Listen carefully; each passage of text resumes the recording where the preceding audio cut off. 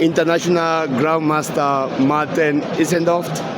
You are welcome to this online draft media, Moscow draft media. You are equally we want to seize this opportunity to welcome you to Yaoundé, Cameroon. We have one of your fervent followers. We have observed your games and we realize you always love to play very complicated games. Is that where your strength lies as an international player? Yeah, that's usually how I approach the game. I like to play complicated games, and I think it's also a way to give my opponents some problems, and which in the game they cannot solve, and that's how I like to play. Okay, thank you. I also want to find out, what does it take to become an international grandmaster like you? You have to train a lot.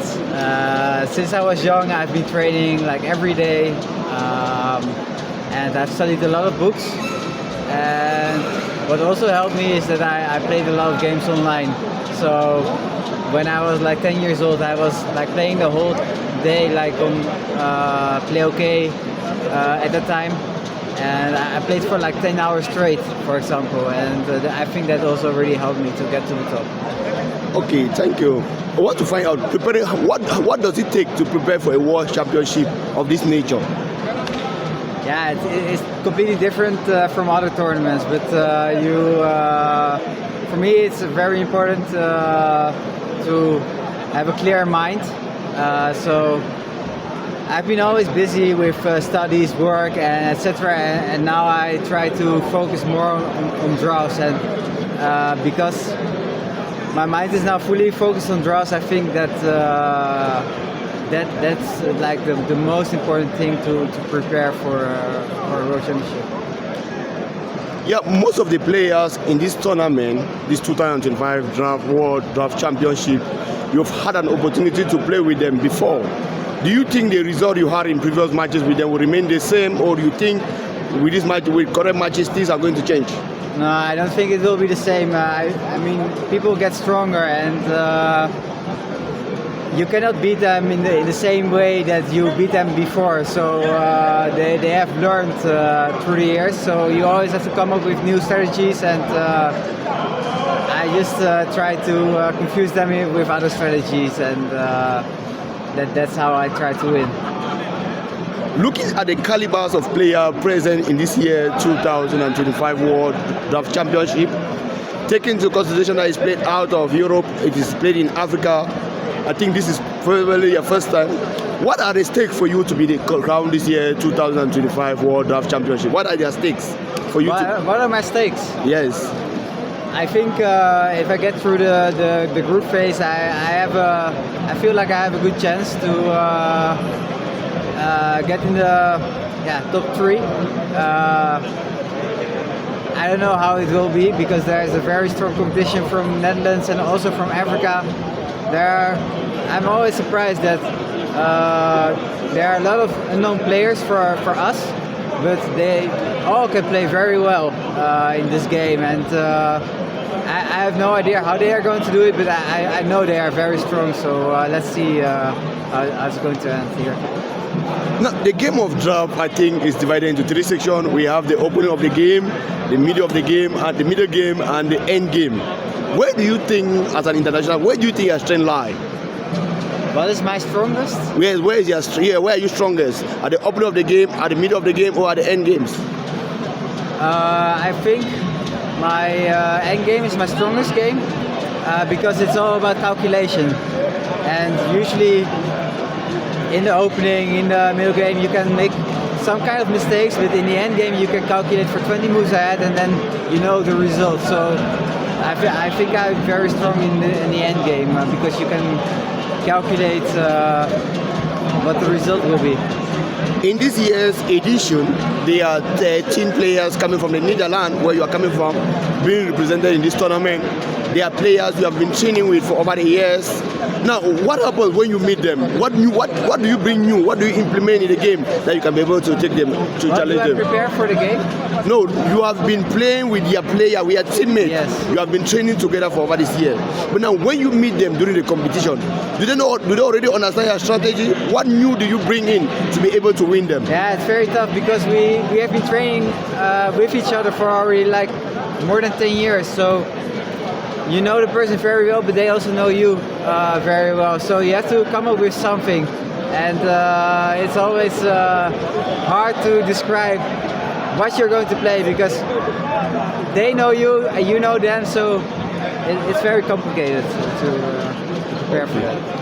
In your understanding of the game of draft, is it more of the theory that is important, or more theoretical lines, or practice? I don't think that theory is very important. I think that you must understand the game very well. If you are understanding the game, then you can play any kind of positions. If you know the theory, but someone deviates from a variation, then you're just on your own, and that's where it usually goes wrong. So I believe that theory is not important. I think that you need to have like a strong knowledge about the game, really understand like what it's all about, and if you have that, then you can become a very strong player. As an international grandmaster, how many moves can you calculate in advance? How many moves in a game? How many moves on average? It depends on the position, but if it really goes to close to the end game, I can usually calculate 20 to 25 moves. Yeah. But it's not always that kind of. You don't always need that calculation. Sometimes it's just like you calculate 5 or 10 moves ahead, and then yeah, that's usually in the middle game. But in the end game, you have to calculate more. So it really depends on the position. When do you think, at what age do you think if somebody is actually ripe to get into the game of draft and play right up to the top level? Is it at a very young age, or at any age we can get into the game of draft? I think you have to start at a young age. I think it doesn't matter if you start at 6 or 10. The earlier the better, but I started at 6, and yeah, already when I was 10 I had 2 European gold medals in my youth category, so I think it's important to start young. It will be easier for you. Okay.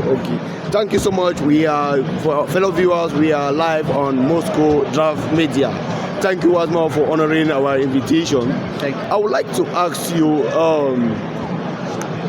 for someone who play drafts and also play chess, I don't know if you know chess, if you play chess. I do know chess. Of course, it is believed in the game of chess that someone who plays with a white piece has an edge of winning over someone who plays with a black piece. Yeah. With your understanding of the game, do you have a favorite style? Do you have a preference? You prefer to start with a white piece or the black piece, or you don't have any preference? In drafts, I don't have any preference. You start equally, so it doesn't really matter for me. There are some openings that I prefer with white, some with black, but overall, I'm good with both colors.